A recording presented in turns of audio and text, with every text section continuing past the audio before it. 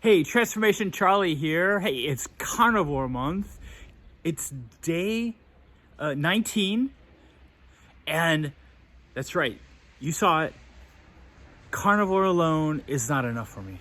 It's kind of funny.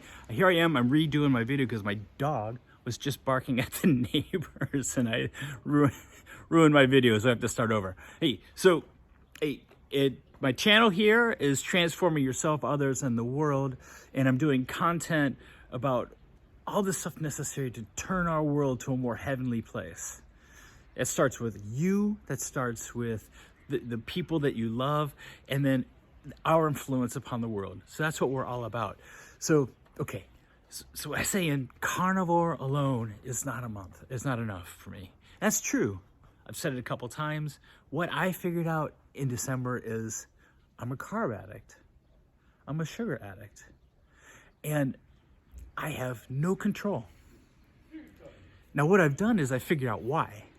I figured out why that is for me. I have figured out that through the way I have eaten for 50 years, almost 60 years, I have turned my body into this huge pool of sugar.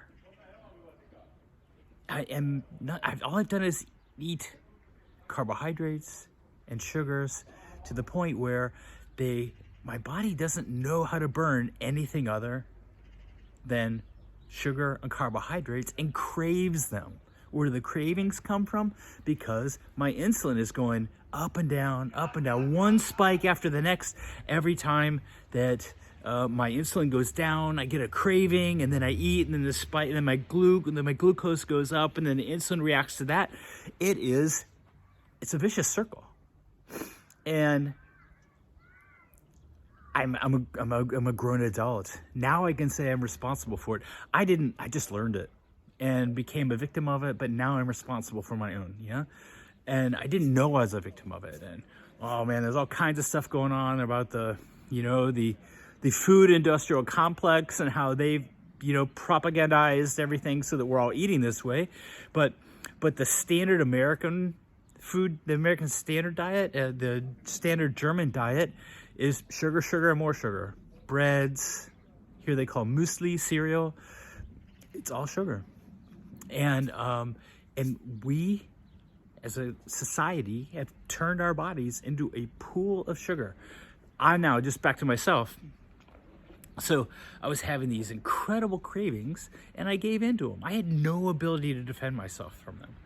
And so here's what I've learned, right?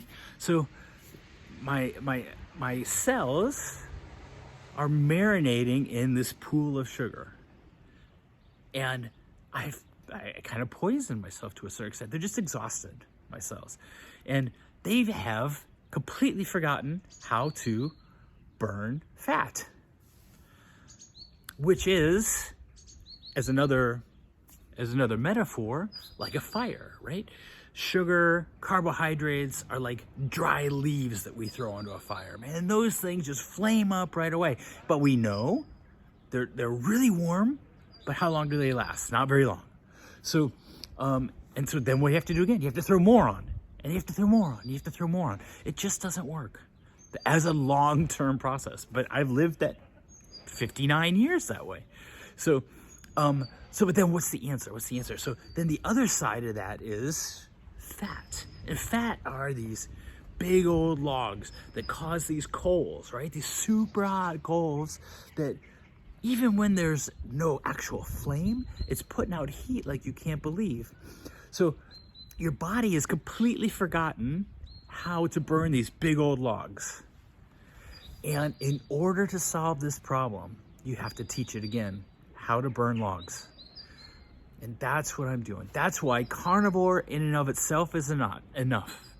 Because carnivore with the protein and with the fat is giving me the logs I need. Definitely. I've got the material there to burn.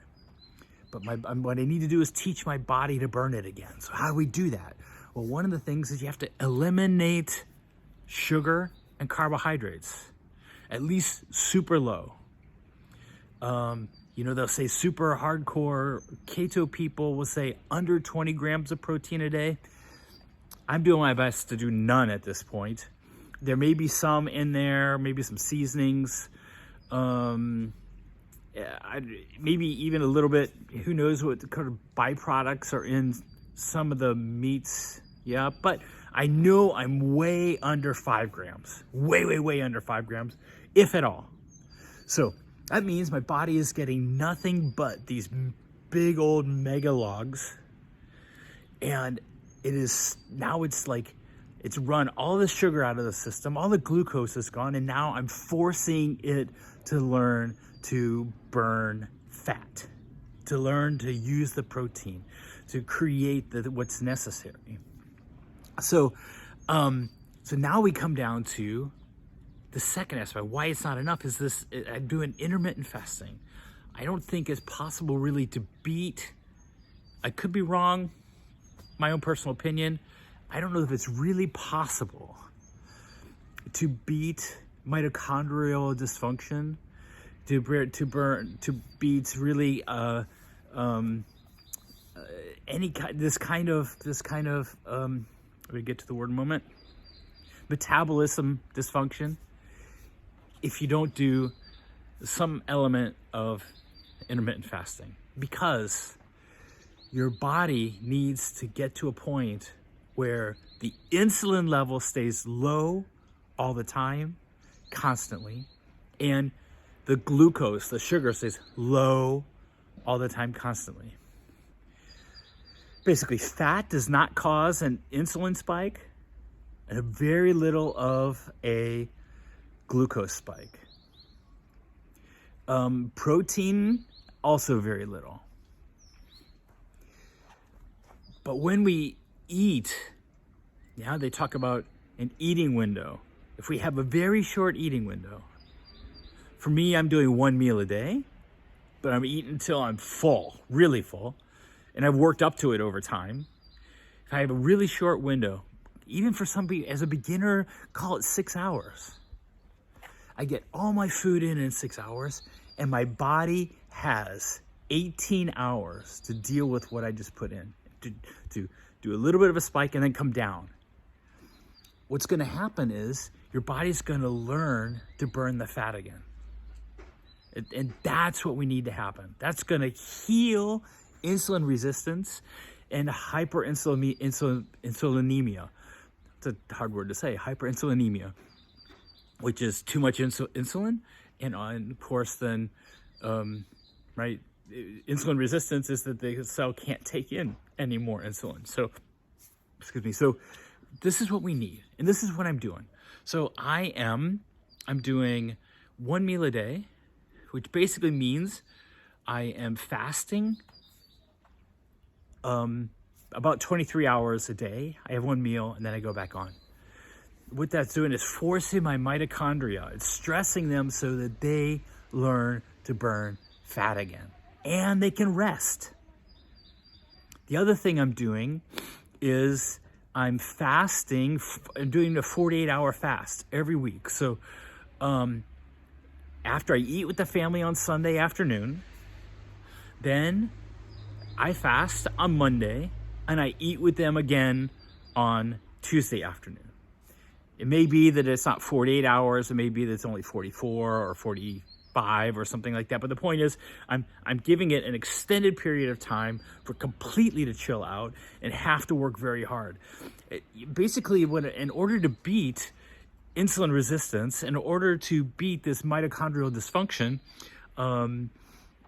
what I'm going to have to do is I'm going to have to take my metabolic system. I'm going to have to take my metabolic system to the gym, and that's what I'm doing.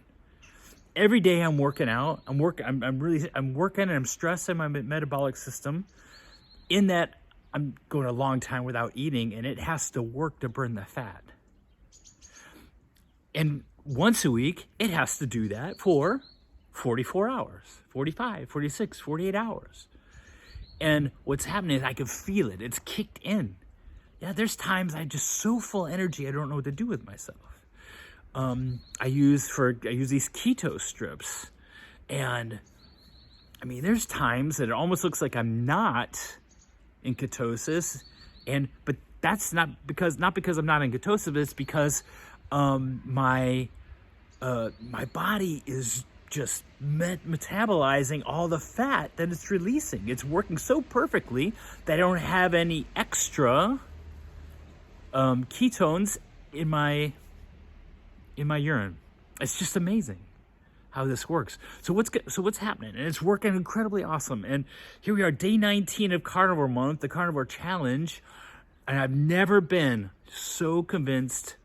Well, that's not true. I'm just as convinced that Jesus is the way, but I'm never been, in terms of any kind of dietary, any kind of science thing, I've never been more convinced about anything than this, that you don't need anything more than meat. You don't need anything more than fatty meats. And that's all I'm doing. I'm doing fatty meats. I'm doing butter and some real high fatty cheeses. And that's it.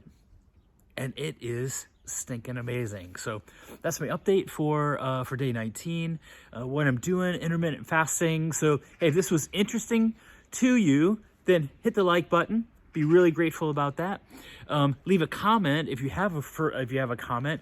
And once again, subscribe and hit the notification bell, and you'll hear about when I upload any more videos. So hey, thank you guys. Hey, we love you, and I'm really grateful for you.